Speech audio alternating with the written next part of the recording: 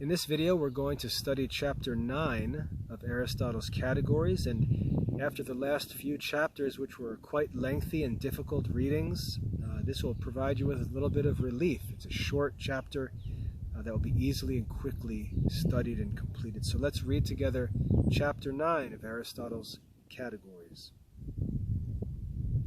To act and to suffer.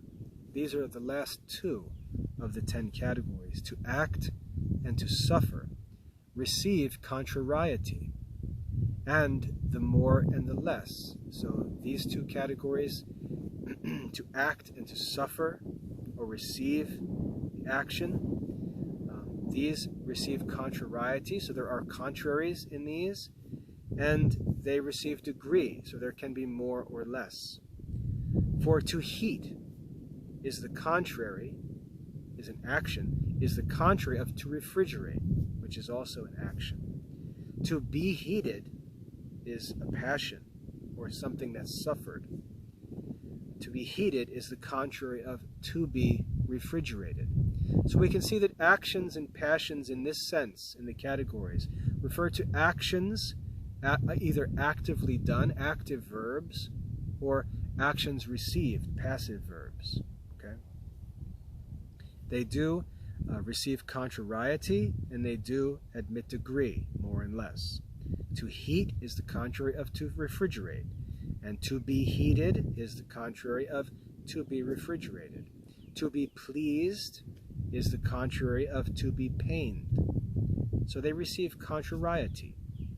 They also receive the more and the less. It is possible to heat something more or to heat something less. It is possible to be heated more and to be heated less. To be pained more and to be pained less. To act and to suffer, therefore, receive the more and the less. And thus much we have said of these things. But we have spoken of the being situated, this is another category, of being situated in what we said about relatives, or position. And we have observed that it is paronymously denominated from positions. With respect to other categories, namely time when, place where, and to have, or possession, because they are manifest, nothing else can be said of them than was said in the beginning, that to have signifies indeed to be shod, to be armed, and so on. Place where signifies, for instance, in the Lyceum, in the Forum, and such other things as are asserted of these. What has been said, therefore, of the proposed genera, or 10 categories, is sufficient. So here, in chapter 9, Aristotle makes a quick and abrupt end to his discussion of the 10 categories, basically saying, look, if we understand essences, then we have some difficulties. Quantities may introduce some confusion and difficulty. Relatives may be difficult in some ways. Qualities may be difficult because some of them may appear to be relatives. There's 4 different species of qualities.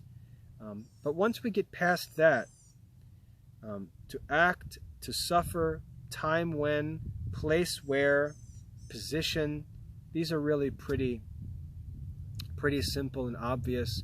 And what we said about them when we listed them back in chapter 4, the 10 categories were listed. The brief description of each that was given there in chapter 4, you know what, that's good enough. And so here in chapter 9 we wrap up the 10 categories and conclude. And so in the last chapters 10, 11, 12, and 13, I believe, we're going to go into some related issues and topics to wrap up the study of Aristotle's categories. So as I said, chapter 9 is quite a relief after the challenge of chapters 5 through 8, and we're now sort of rounding the 4th corner and coming down the home stretch to finish up our study of Aristotle's categories. So study chapter 9 just for the sake of completion. Study it carefully for mastery. Demonstrate your mastery by submitting a quality assessment, and we'll move on, and we'll soon wrap up our study of Aristotle's categories. God bless your studies.